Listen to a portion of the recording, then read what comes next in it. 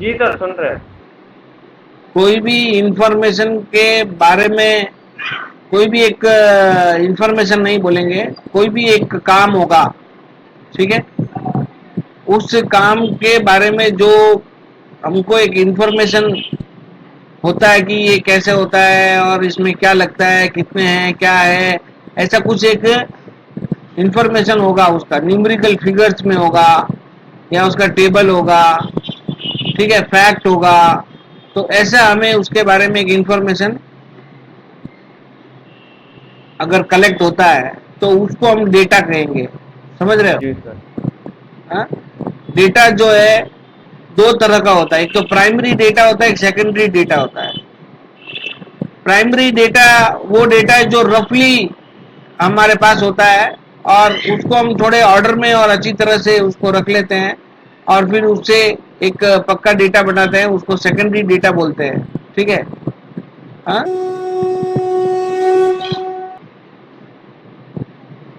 समझ रहे हो? हाँ जी सर।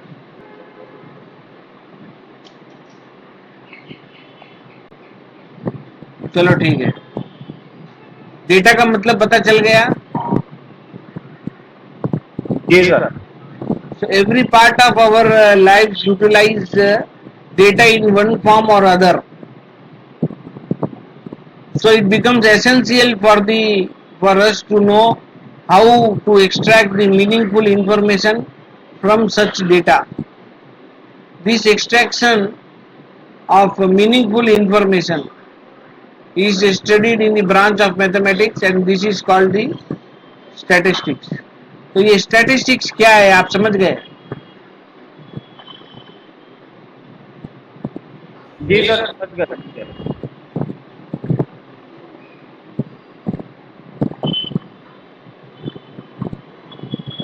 यहाँ से आप एक बार पढ़ सकते हो, over the period of time. यहाँ से पढ़ो तो। Over the period of time, however, its scope broadened and statistics began to concern itself not only with the collection and presentation of data, but also with the interpretation and drawing of inferences from the data. Okay, अभी Statistics deals. हाँ, अभी जो खाली हम ऐसा नहीं बोल सकते हैं कि खाली एक डेटा लेके रख लो, ऐसे नहीं। हम जो है, हम जो कलेक्शन किया है उसको प्रेजेंटेशन भी करना है। ठीक है?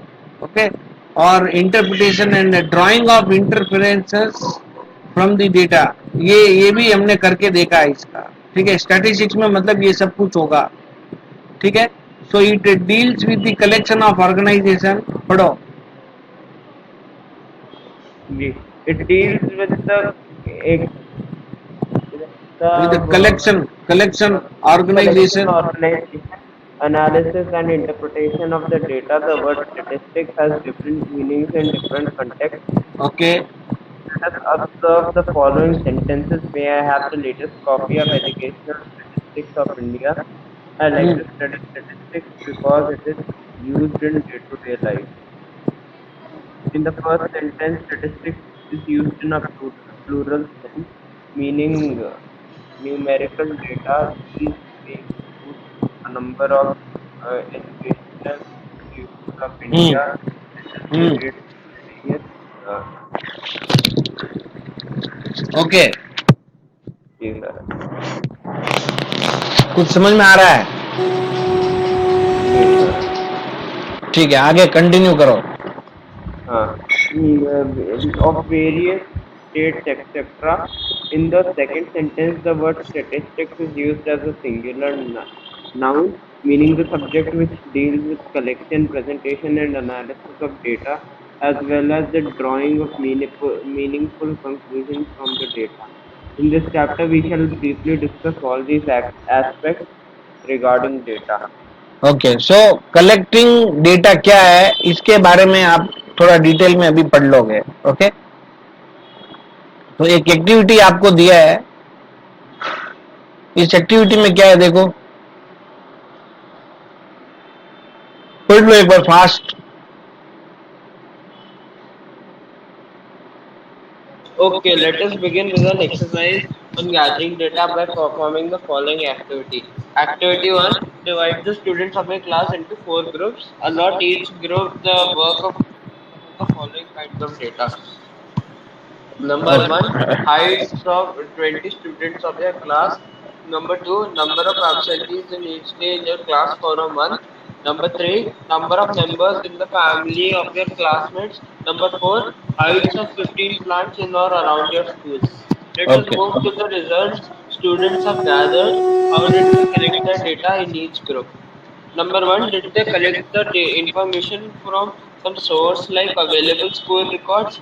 In the first case, when the information was collected by the investigator herself or himself with a definite objective in his or her mind, the data obtained is called primary data.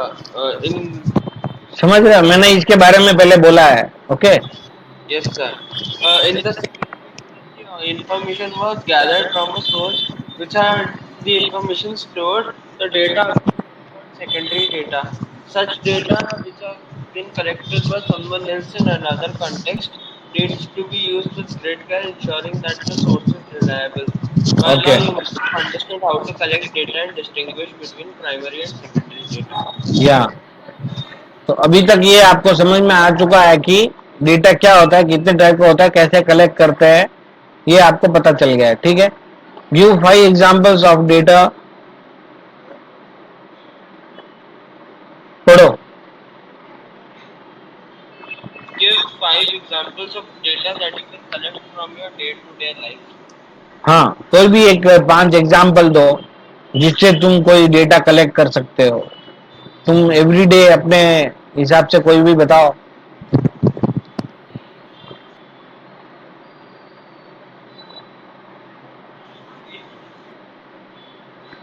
बता सकते हो. Sir एक minute सोच रहा हूँ sir.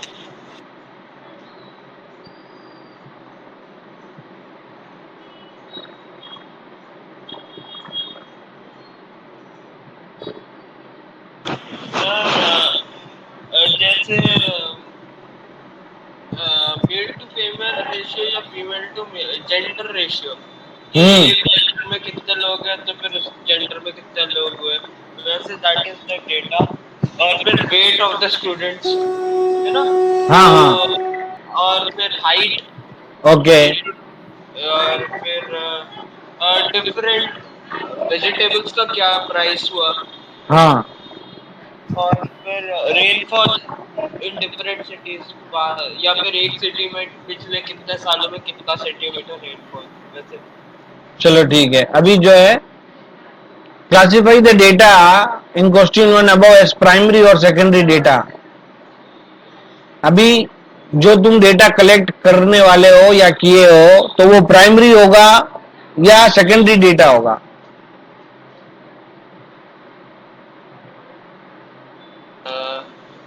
Sir जो मतलब वो आई थिंक वो वेजिटेबल्स वाला प्राइमरी हो सकता है ना सर. हाँ. और फिर ये जो और रेनफॉल भी, रेनफॉल बोल सकते हैं. रेनफॉल सेकेंडरी होगा क्योंकि वो तुम खुद नहीं कर सकते हो, वो ऑलरेडी अवेलेबल जो डेटा होगा सर उसको ही आप यूज कर सकते हो. वेजिटेबल, सर रेनफॉल, वेजिटेबल, हाँ. हाइट और वेट प्राइमरी डेटा है. रेनफॉल कैसे प्राइमरी डेटा होगा. सर वो ऐसे वीडियो से तो मेजर होगा नहीं कि कितनी रेनफॉल हुई है एक साल में. हाँ, तो वो दूसरे लोग तुम्हारे लिए करेंगे, तुम उसको नहीं कर सकते हो, तो इसलिए वो जो है सेकेंडरी डेटा होगा. Okay.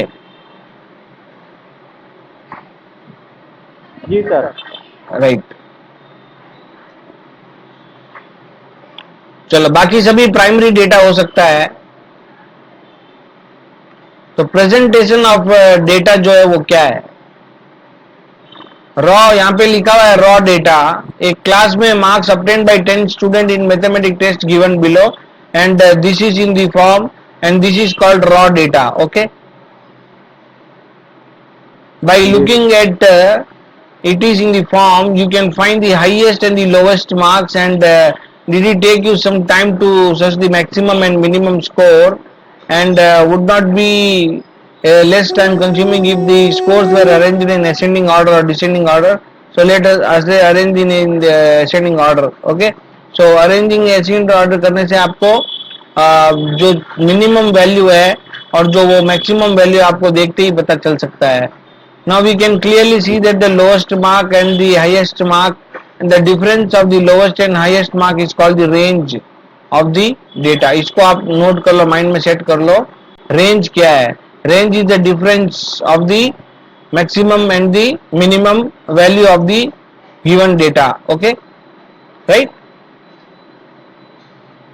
Now presentation of data in ascending or descending order can be quite time consuming, and particularly when the number of observation in experiment is large, and in this case of the next example, जब बहुत सारे हमको numbers ऐसा आ जाता है तो ऐसे numbers को फिर असेंडिंग और डिसेंडिंग ऑर्डर में लिखने में बहुत सारा हमारा टाइम वेस्ट चले जाएगा.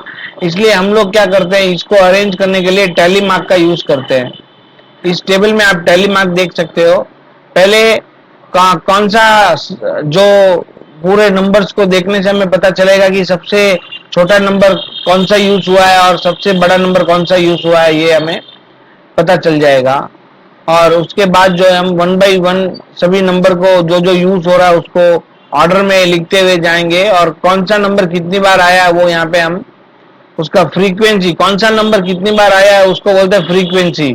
The number of students and that is nothing but called the frequency. Okay, so in this table 14.1 जो आप देख सकते हो वो है एक ungrouped data, ungrouped frequency distribution table. इस टेबल का नाम है ungrouped frequency distribution table. Ungroup कैसे हुआ? देखो यहाँ पे 10 खाली एक इंडिविजुअल नंबर यहाँ पे बता रहा है. ठीक है, 10 एक इंडिविजुअल नंबर बता रहा है, 20 एक इंडिविजुअल नंबर बता रहा है. अगर मैं इसको इंडिविजुअल नहीं करके 0 to 10 कर देता हूं, 0 to 10, तो 0 to 10 जो है एक ग्रुप हो जाएगा. इसमें 0 भी हो सकता है, 1 भी हो सकता है, 2 भी हो सकता है, 9 तक जो है कोई भी नंबर हो सकता है. ठीक है, और नेक्स्ट जो है 10 to 20, 10 to 20 में जो है यहाँ पे इसका ध्यान रखो, यहाँ पे भी 10 है और यहाँ पे भी 10 है. तो इस 10 को जो हम सेकंड कॉलम में सेकंड इसमें लेने वाले हैं, फर्स्ट में 10 काउंट नहीं करेंगे, 9 तक ही लेंगे, और 10 जो है सेकंड वाले में लेंगे. ये आपको ध्यान रख लेना है. ठीक है, एक टॉपिक है इंक्लूजन और एक्सक्लूसिव होगा उसके अंदर, तो जब आएगा मैं आपको और आगे इसका डिटेल बता दूंगा. ठीक है, अभी एग्जाम्पल 3 में जो है किसी एक प्लांट्स का डिटेल दिया हुआ है. प्लांट्स, ओके, इन 100 स्कूल्स, एक वन महोत्सव का टाइम पे जो है प्लांट्स का कहाँ जो है प्लांट्स कितना लगा है वो यहाँ पे बताया हुआ है हर एक स्कूल का. ठीक है, उसमें क्या किया है, 20 से 29 जो मिनिमम नंबर है वो 20 से कम कोई था ही नहीं, इसलिए हमने 20 से वहां पे स्टार्ट किया. यहाँ पे 20 से 29 है और उसका 30 से 39 है. देखो, तो ये डेटा थोड़ा अलग टाइप का है.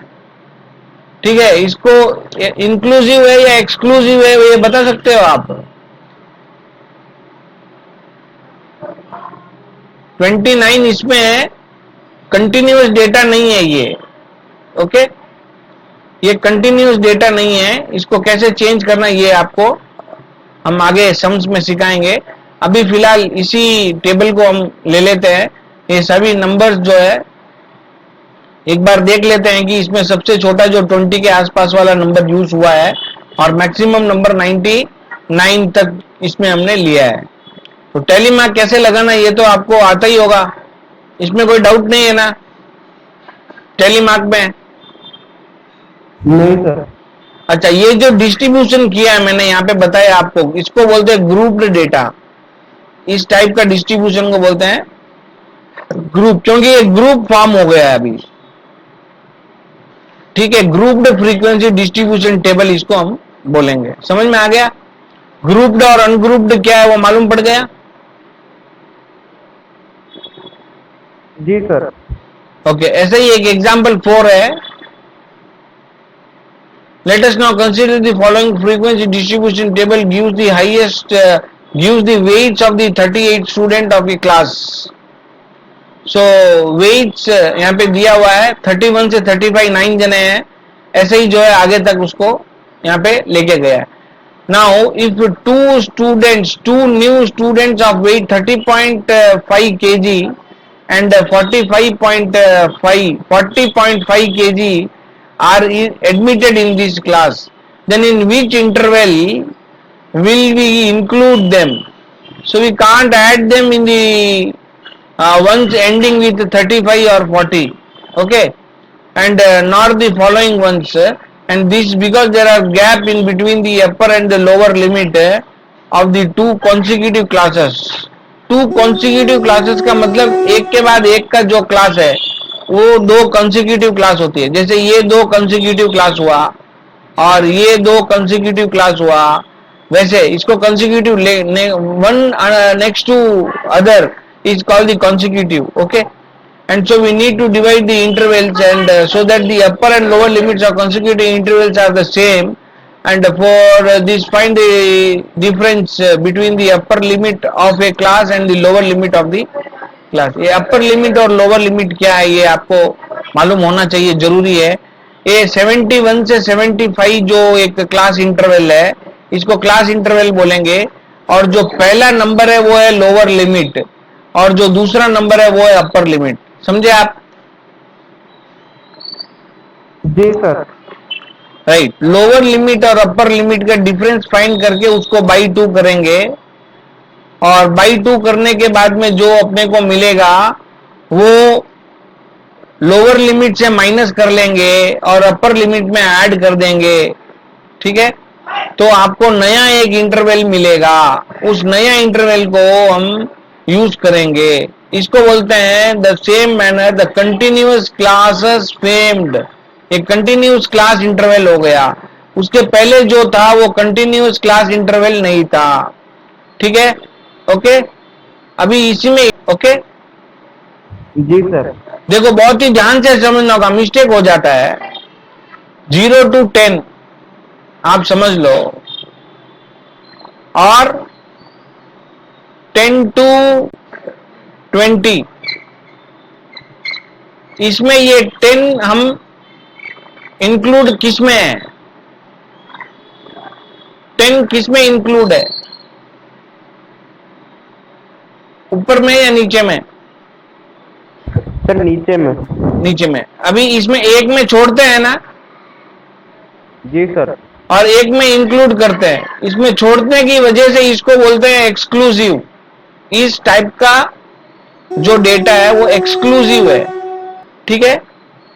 और जिसमें छोड़ते नहीं है इंक्लूड कर लेते हैं वो है इंक्लूसिव। ये जो है एक्सक्लूसिव टाइप का डेटा है। और 0 to 9 और 10 to 20 या 10 to 19 ऐसे होगा। इसमें 0 भी है और 9 भी इंक्लूड है। आप समझने का कोशिश करो, ठीक है, क्योंकि यहां पे सेम नंबर नहीं है, ये दोनों अलग नंबर है। इस टाइप का जो नंबर आप लिखोगे वो होगा इंक्लूसिव, क्योंकि इसमें हम छोड़ते नहीं है, उसी में ले लेते हैं। सो इंक्लूसिव इसको बोलेंगे। समझ रहे हो आप?